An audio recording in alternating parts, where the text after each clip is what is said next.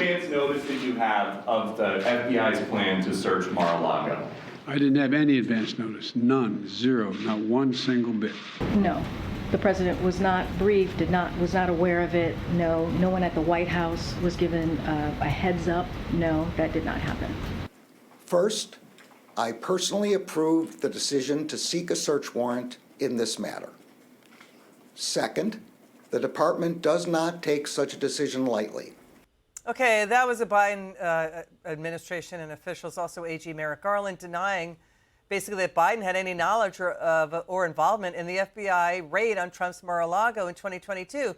But new FBI memos indicate Joe Biden did know well in advance that his DOJ, classified memos rather, that Biden's DOJ and FBI were going to raid Trump's Mar-a-Lago, despite publicly claiming Biden had no involvement. Internal emails from May 2022 reportedly show the Justice Department held off on the raid until Joe Biden could get a formal briefing, and that Biden's then White House Deputy Counsel Jonathan Sue spoke with the FBI, the Justice Department, as well as the National Archives months ahead of the raid. Joining us now, radio host Larry Elder. Larry, just sit tight. Thank you so much. The Biden White House emails involving the raid read, quote, let's show them. This event is dependent upon the timeline of President Biden's brief, his decision and coordination between White House counsel and DOJ. Another top DOJ official said, go forward with the raid, that he doesn't give a damn about the optics. It sure sounds like Biden was briefed and he knew. What do you think, Larry?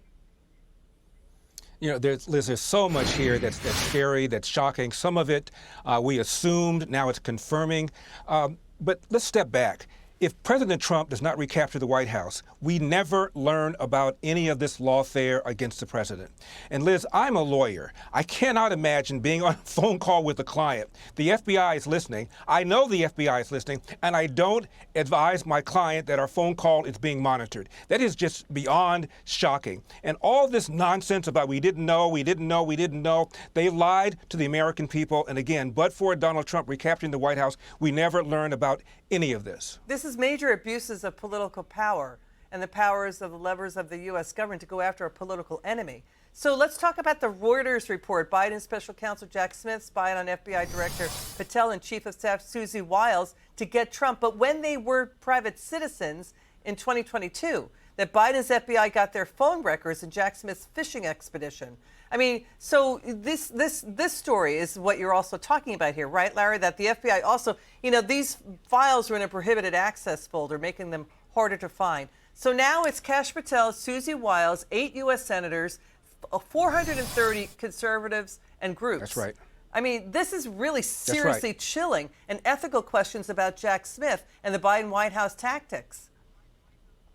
That's right. We're also learning more about the coordination between the Biden White House and the investigation done by Fani Willis regarding the alleged election interference in Georgia. This is what Donald Trump has had to endure for all these years. The lawsuit concerning the documents, when Joe Biden had more documents in more places without the power to declassify them. And then, of course, the argument that Donald Trump engaged in some sort of conspiracy insurrection January 6th.